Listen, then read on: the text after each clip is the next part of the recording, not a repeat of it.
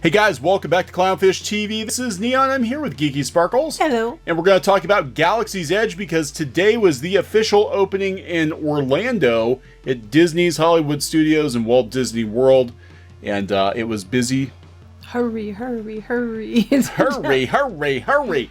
Yeah, so it was pretty busy. And there were people out there on Twitter making comments like, "Oh, you haters! You said Star Wars was empty." That's I'm not like, what we said. Wrong coast. We said that we thought it would hit capacity because it's a new thing at Disney World, and it did get really busy at Disneyland too. The first few, couple weeks.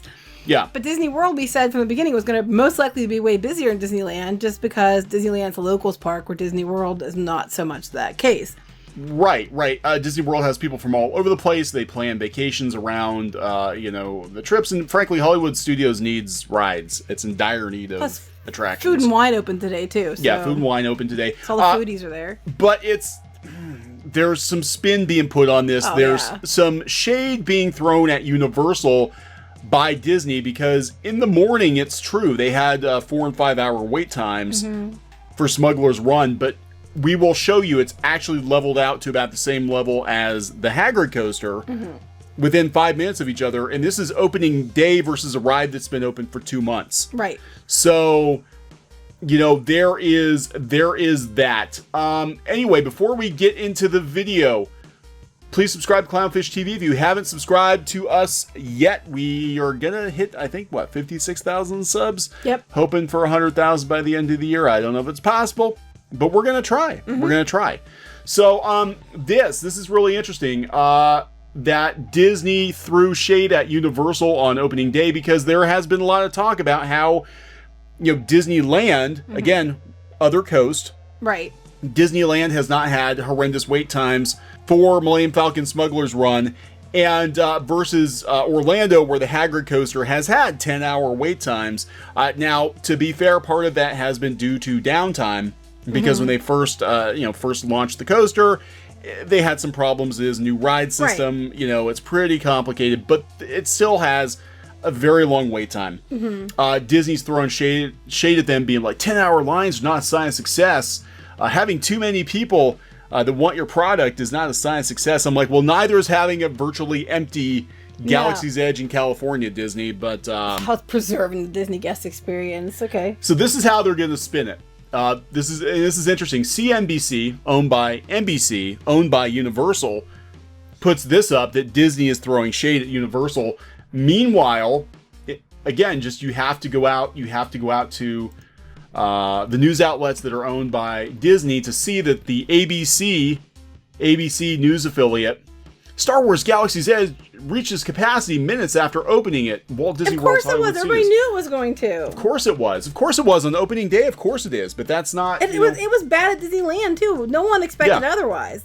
And we actually have some video from friends of ours who went like 5 o'clock in the morning to get in. We'll show you that. They were there before that. Like 3? They got in line really early. Oh, wow. Okay, so we will show you that. But let's talk about this because this is really interesting that Disney on opening day is going to throw shade at Universal. They're also going to take every opportunity they can to crow about opening day success because they don't want Star Wars to be viewed as a failure. But opening day is going to be busy no matter what. Opening day is always busy if people are waiting for it. But that doesn't mean, now, a month from now, show me the numbers. Yeah, because Toy Story Land was that way too. Toy Story Land, I was there for media preview, and then I went back the following day, or 2 days later. It was the next day. It was the next day. And the line went clear down by the ABC commissary. Right. It was ridiculous. They initiated the same kind of procedure they're doing here, where you cap off how many people can be in. If you left, you were allowed back in. And they capped it off, and then they let the next group go in. This is normal. They did the same thing with Toy Story Land. Toy Story Land, which is like glorified carnival. It was the exact same thing. So same thing on opening day. This is nothing new. We expected this. We said this. So here are the bullet points. I love this. During its earnings report earlier in the month, Bob Iger noted that park attendance at its domestic Disney parks was down about 3% in the fiscal third quarter, While some analysts have speculated that this is a sign that Galaxy's Edge was not well received by fans, Disney said it went according to plan. We meant to suck. We meant to suck. We didn't have to advertise it at all. When they were doing the meeting with the shareholders, and it was brought up they were down 3%. Did they mention it then? They meant to do that?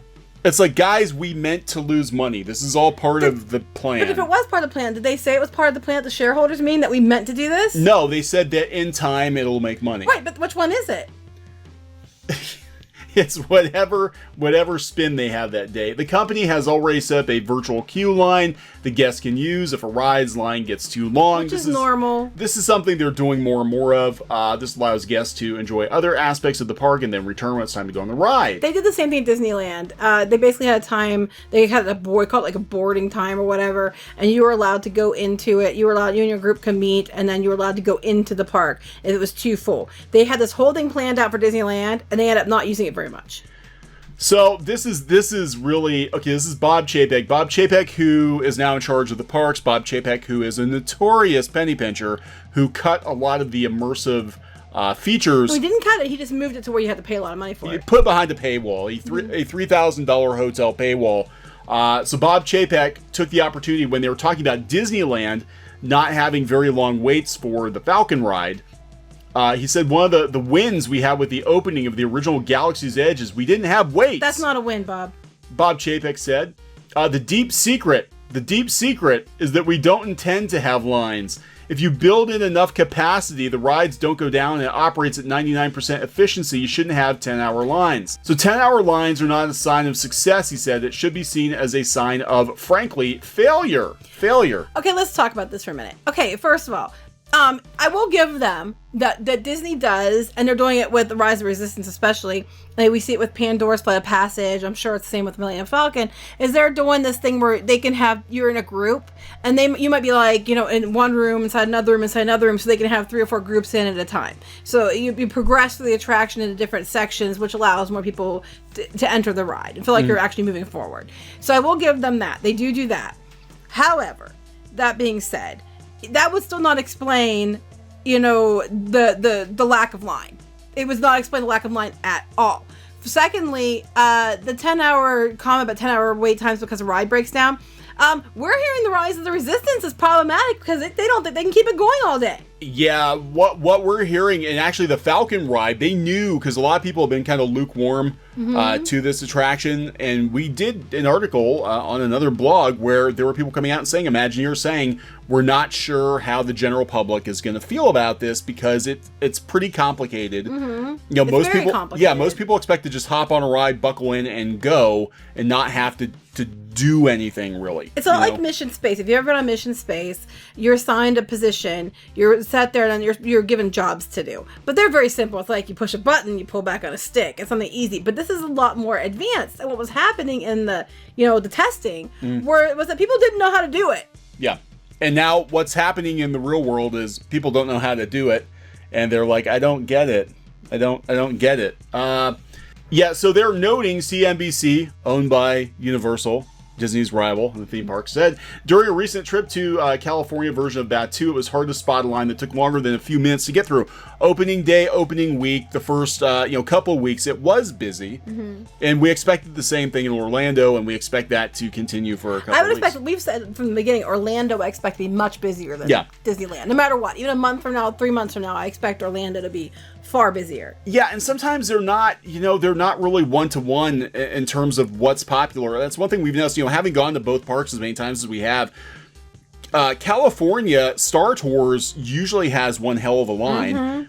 Walt Disney World Star Tours historically has been mostly a walk-on. Yeah, or had a very short line. It's very short, 35 minutes the most, Yeah, so it's kind of weird to see that difference out there versus here. Which by that, comparison, it should have been a lot busier at Galaxy's Edge in California.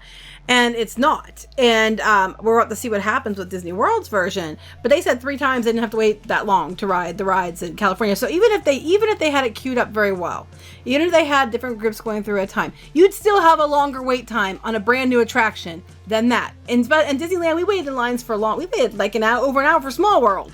Well, I want to put that out there. Okay, so we pulled up the current wait times. The current wait time now, people are talking about the 5-hour line for the Falcon ride. It's currently at 105 minutes.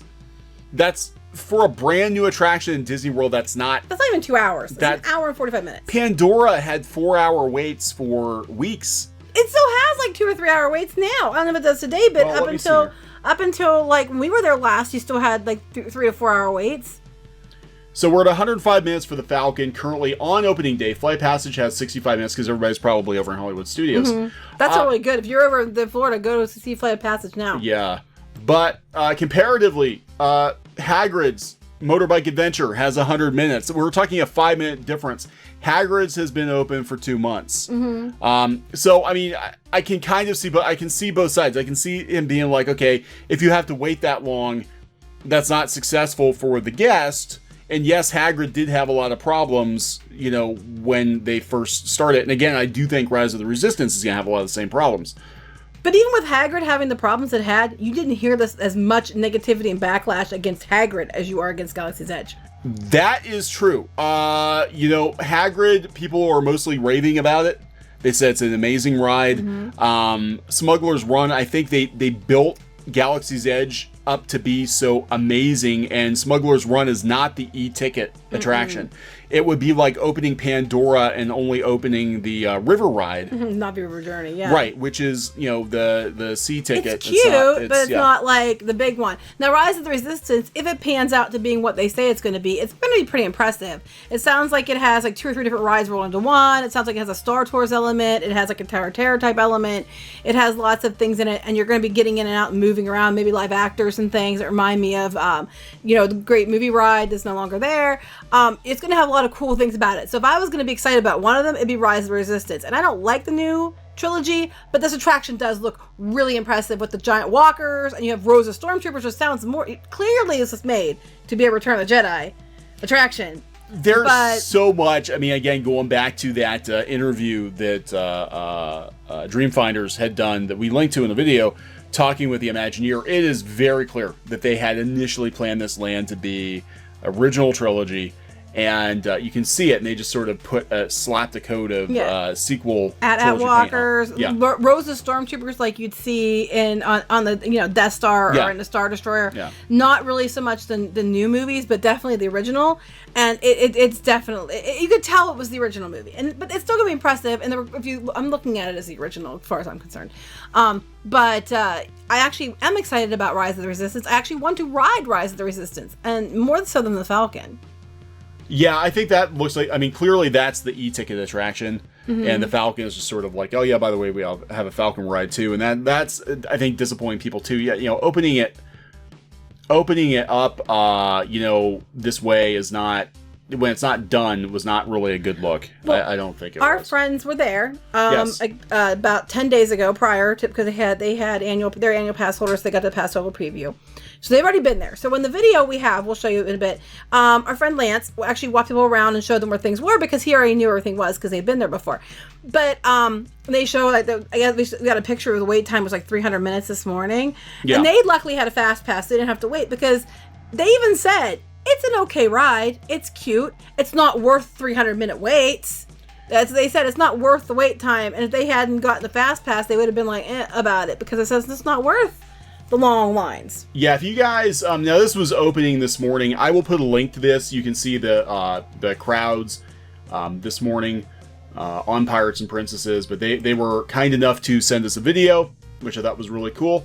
And you know, every new land is busy at Disney World. You know, that's Toy Story Land. People were waiting outside to get in. It was crazy. They were waiting just like this. Opening day was insane. While his friends waited in line, he went around and got some video of, you know, some of the different things you can look for, what you can see through the crowd. So he went and did that. He even got the one lady to demonstrate the droids. Yeah, he got a cast member to demonstrate the droids. He did a really good job. He did a very good job. So watch this video. Yeah, if you want check that out. You want to see how crazy it was this morning. And the lines were really, really, really long this morning, but right now they're not long. No, this I'm sorry. This is let's go back to Hollywood. I'm really surprised. I gotta tell you, I am really surprised that it's only a 100-minute wait. Well, it's 115 minutes. Went up 10. Went up 10 minutes. But it's not the 4 or 5 hours they're claiming. No. It's not. And this is interesting, too, because They said, let's see if I can find the right article here. They said that, yeah, they're not doing the AP blackouts. They're not doing they did not institute a reservation system for park entrance in Orlando. And again, this is Disney trying to take a negative and spin it as being a positive. We probably didn't need to constrain attendance purposefully as much as we did because the attraction works so darn well. No, that wasn't why. Always err on the side of the guest experience and making sure those guests are satisfied. If that was the case, okay, I'm just going to interrupt here for a second, Bob. If that was the case, Bob, how come when people are paying for things like the Halloween party and stuff, and you're paying, part of the reason you're paying is so you have lower crowd levels than at the park, during the day, but the park at the day is like a 6, and then the crowd levels at the Halloween party is like a 7 or 8? If you're trying to do the guest experience, you would have cut off the number of people you keep cramming into the parties. It's not about guest experience. If it was about a guest experiences, people wouldn't be coming back and telling us, I took my first trip to Disney, I don't want to go back because the crowds were so bad, I couldn't get on to anything. So if it was about the guest experience, you've been doing something about that before this. It's called, it didn't do well, and now you're trying to say, oh, we did it for you. We meant to do that. Oh, it's like, I meant to do that. I know you are, but what am I? Kind of thing, It's just like, really, dude? I mean, just own it, for pity's sake. Yeah, they refuse to own it. And I'm sorry, there were 5-hour waits. There were longer waits for Frozen. Now, you want to talk about... Frozen, yeah. You want to talk about a ride system that breaks often.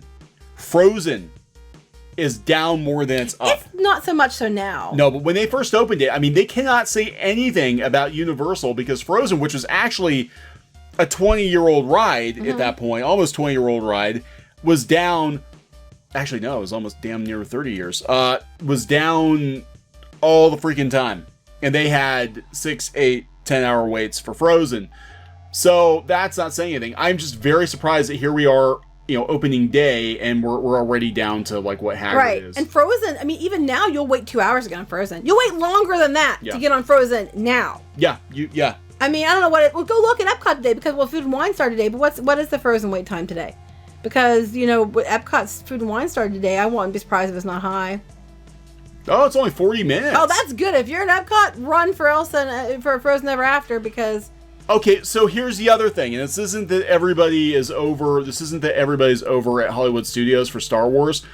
We have friends, well, actually just today, we had friends both in Walt Disney World and Universal.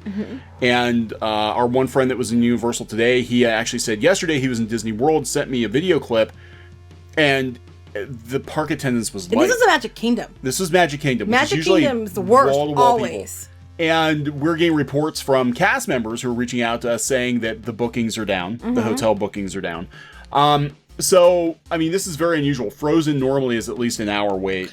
But then what's interesting was you said bookings are down. I tried to go see how much, about getting a room to go down for the Rise of the Resistance. And the rooms, like most of the places we stay, they said there's no availability. How is there no availability if the rooms aren't being filled? And I want to take a moment before you move to appreciate this bag right here that I very much love. It is the Hatbox Goes satchel by Loungefly, and I really, really like it. And that's probably why it popped up, because I've been looking at it, and there it is, and it's glorious. Continue. Okay, well, we've got some pictures here. Before we do that, I can tell you there is. Oh yeah, they're already angling for this one. Yeah, this is going to be a thing. So, but to be fair, it probably is. It is legit. It is legit. I mean, to be fair, it's not looking good. No, and God bless anyone who's going to go through it. Our friends are in down Florida. there. And it's scary. This happens about once every other year. It seems like they have a major. They had a major one last year. Was it last year September or so, wasn't it? There's always like September, I'm October. pretty sure it was last year's year before. I don't remember. It was so bad that our one friend was like actually told to evacuate the hotel he was staying at, which I thought was interesting. But yeah, I'm pretty sure it was last year. I could be wrong. Go ahead. So there's a hurricane coming, and if the attendance is not what Disney expects, now here's the thing: did people go in today because they knew they wouldn't be able to go in later this weekend? That's possible. Is the attendance down throughout the park because people know that it's the hurricane's coming? I don't know, but if it doesn't do gangbusters this weekend, they're going to be like, well, there was a hurricane. But to be fair. I mean, to be completely fair. Oh yeah, it will put a dampener. Absolutely. Put a dampener on the Absolutely. attendance level. So, yeah, there is a hurricane coming this weekend, which is absolutely going to put a wrench into their and their so what's opening going to plans. happen is it's going to be all blamed on that. Yep. Even though they have Thursday, Friday, Saturday, and Sunday before it even comes, even though people would probably be there, at least people would come in for Thursday and Friday and be out by Saturday. So, you can blame it, but you can't. But to be fair, if I'm going to be completely fair and, unbiased, that is going to cause an issue. Oh, absolutely. Absolutely. Okay, so here we got some photos from opening day at Galaxy's Edge. She did some really good shots. She did. This is Lauren. This is our friend Lauren. Who lives there you down go. there, 300 minutes. Stand by. Yeah, that was this morning. That is not the case now. Not the case now. It's 100 minutes. Very busy. This is when it's daylight. They were down there before it was even daylight waiting. I'm guessing this is probably like 7-ish in the morning. At least they put shade up. They had enough foresight. That was one of the problems I had with Toy Story Land. There was no shade. They're smiling. Yeah, at least they're smiling. So just kind of taking pictures. Looks a little busier than Disneyland's. What's in the line? At the end of the line. Sometimes they'll tell you what the milk. wait time is. That's the milk line. Oh, that's the milk end of the line. That's the milk line. Yeah, well, they did that with Toy Story 2, where they had the merchandise line, and then they had a line for, I think, Woody's lunchbox. They had a line for that. You gotta clarify what that line was. Yeah, they had a line for Woody. Get in line. Get your Woody. Get your Woody here. She did a good job. She did a good job. That's really good, Lauren. She always does a good job. She's really good at this. That's cute, though. Lance did a live stream. He ran most of it, and he did a great job, too. We told them to be honest, and they were. Yep. So, but the details are impressive. The details are impressive, yeah. But and that's what's kind of heartbreaking about Beautiful this is shots. The details are so impressive. They put so much money into this, and there's so little to do. If you go in pretending that the new trilogy doesn't exist, you might be happy. You can look at this though, and you can see Tatooine. I'll show you. I mean, there are a couple here where I'm like, that looks like Tatooine. And I really think that they had planned for it to be Tatooine. Oh, you can tell Rise of the Resistance attraction was clearly Tatooine. Yeah. Yeah, so that's just the now, when I went in, when they were building it, I got to go through, like, the cave part. Which they show you in the video. Yeah, it's over by Muppets. They walk through they walk you through the cave. So, I'll put a link to the video. You can see what it was like, walking into Galaxy's Edge this morning. They do have a live stream. It's about an hour long. Yeah, this is where the Muppets are. This is Grand Avenue. The Muppets are their side. That's Grand Avenue. Yeah, well, I'm saying this area, though, is area. Muppets. So they're all walking in, and they go through this tunnel, which is... Now, when I went in for the preview, they took us through the tunnel and basically into a construction site, and we just kind of stood there for a couple minutes while they talked about what it was going to be like. So, and they were, at that point, like, there was so much that was not done, and that was only a couple months ago. So they really, like... That was April. That was April, Or May. Was it May? It was May. Beginning of May. In April, beginning of May. First day of May. Yeah. Oh, yeah. That's huge. Yeah. So, the fact they got it all done... I'm sure the paint's still drying, but yeah. So you want to watch that video? Go out and I'll give you a link to that, and you can go out and check that out. But yeah, it's and this too. The TSA is banning the thermal detonator. Yeah, bottles. I actually was one of the first people to cover that. And what happened was, they were allowing it, and some people. I guess your miles may vary on this one because some people were getting through, but then one person asked flat out on Twitter if you can take them, which alerted the TSA, and they're like, "Well, it looks like a weapon. You can't." So now they're saying you cannot do it. Just FYI. Yeah, so I just thought this was really, really interesting that Disney felt the need to throw shade at Universal on opening day. About 10-hour lines. To be fair, did the ride break down a bunch at the beginning? Yes, the Hagrid's coaster did. But Disney's lines aren't so short because they're so streamlined, and they meant to do that and keep and turn people away so guests have a better experience. That is not what they meant to do. Yeah, so we will see where they are. Both attractions are in a couple of months. You know what? I'm just thinking real quick. I know you want to wrap this up, but again with them, if they were planning this, right? Mm-hmm. Then why do they have all those programs implemented that you were going to have, pre-boarding and all that, and then they end up not having to use them very long, like a week, and they stopped using them? If they were meaning to suck, they wouldn't have had all that stuff planned. Yeah. There wouldn't have been a need for it. They'd be like, "Oh, we're not going to bother because in a week or two, we're just going to initiate the make people not come into the park so we can make a better guest experience initiative." Yeah, I know. It's all spin. This is all spin. They can't view this as a failure. We don't know what's going to happen with Rise of the Resistance when that opens. We are hearing there are technical problems with it. Yeah, but... they don't know if they can get it to stay going all day. And you know what? If I were Universal, if it breaks down a lot the first couple weeks, I would throw shade right back at Disney. I'd be like, 10-hour lines aren't a sign of success, Disney. Yeah, right. The ride that's down more often than it's up. That's not a sign of success. No, that's frankly failure. That's what happens when you rush it out to get it on the books. Yeah, and see, this is not a good look. Disney just didn't need to throw shade. You know what I mean? No, it's like this is just really not cool, guys. Just admit your problems. They can't. You just take ownership of the problem, and people would respect that. You know what? I would have loved it. I would have loved it because D23, frankly, most of the announcements were pretty underwhelming, and some of them were very, very concerning regarding Epcot. It was a Disney Plus Power Hour. It was a Disney Plus Power Hour. I would have loved it if Universal would have put out a press release confirming that Nintendo was coming for sure that weekend. That would have been great. But they respected it and didn't do that. And then Disney turns around and behaves this way. It's going to get ugly because Universal's a huge threat right now. So I think that Universal is going to have to up its game a little bit in the PR department. Oh, well, not the attractions, not in the experience, but in the PR department, they're going to have to play dirty because I guarantee you Disney's gonna play dirty. And we'll keep an eye out for people in Orlando. I hope that, because they're thinking it's gonna hit and it's gonna be one of the worst hurricanes in 30 years. So I'm hoping everybody there is okay, and I'm hoping it doesn't cause too much damage to any of the parks in Orlando. Yeah. So if you're in Florida, stay safe. Absolutely stay safe. It's always scary. This time of year is always scary. There are always hurricanes. August, September. Yeah, make sure you check out the other blog, piratesandprincesses.net. Yeah, we'll put a link. We'll put a link to this video. Stuff. Now, it's not all we hate Disney and everything, because frankly, we don't hate Disney. Contrary. Oh my gosh, I get so tired of that. If you have any criticism about anything, you hate it. It's ridiculous. It's like that thing I shared on the internet, where it's like, you might say, I like apples better than mangoes, and then people have a fit. Why do you hate mangoes? Why do you hate mangoes? Like, I don't. I just like apples better. It's like that. It's like, I don't hate Disney. I really do like the parks. There's a lot of things I do like about Disney, but I don't like everything about Disney, and I'll call out stuff because I'm hoping Disney makes it better. One of our commenters said very, very well, and I wish I'd used the analogy, but it says it's like a sports team, where you love your sports team, but sometimes you watch the players drop the ball, you watch the coaches and the managers make bad decisions, you see them trade people that they shouldn't have traded or made a bad trade, they mess up a season.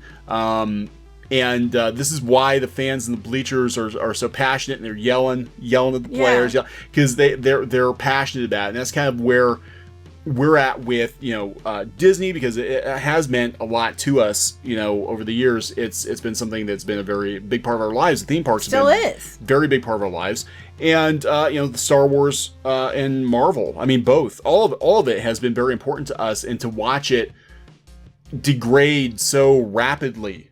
And it's very heartbreaking, because you can see the writing on the wall. Like, if this continues, there's not going to be Star Wars as we know it is not going to be the big cultural thing it is. It's losing relevancy. Right, and just being upset about it doesn't make you a bad person, doesn't make you a hater. It just means that you're like, look, this could be better, and I don't like the way you're behaving in this regard. I don't like the way you're attacking fans. I don't like the way you keep jacking prices at the parks, and and your arrogance and things like that. Calling that out doesn't make you a bad person. It just makes you an honest one. Yeah. So anyway, we ready to wrap this up? Yeah, we're gonna wrap this one up. So please subscribe for more pop culture news, views, and rants here on Clownfish TV. We'll talk to you guys later. Bye. Bye. Hey guys, thanks for watching Clownfish TV. Please consider supporting the channel. Go to clownfishsupport.com. That's clownfishsupport.com. And if you want to join our community, go to clownfishtalk.com. That's clownfishtalk.com. Please subscribe, ring the bell for notifications. We will talk to you next time.